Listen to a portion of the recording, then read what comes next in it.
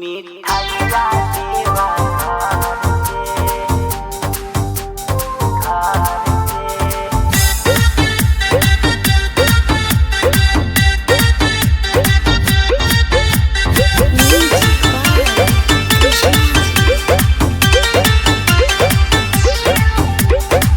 लेके कांवर सैया जात बड़ा घर से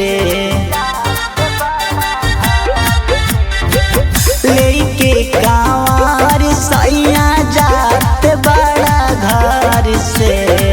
ले आई हा राजा जी मिठाइया देवा घर से ले आई हा राजा जी मिठाइया देवा घर से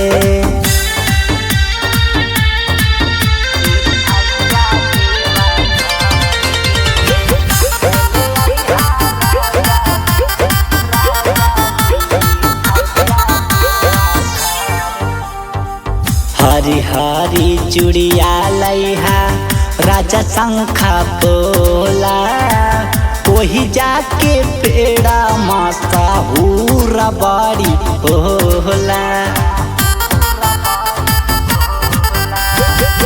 हरी हरी चूड़िया लैहा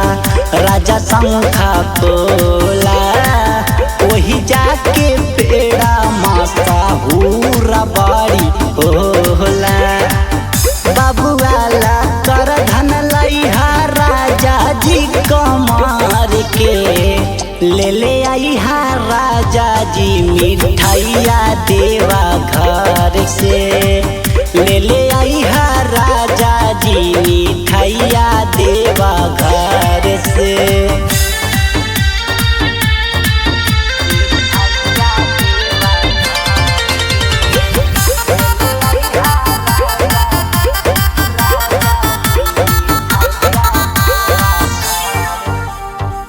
कृष्णा पुजारी लिख के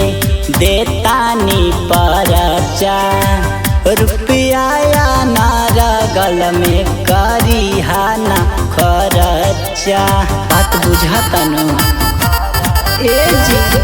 अजय शिकारी लिख के देतानी परचा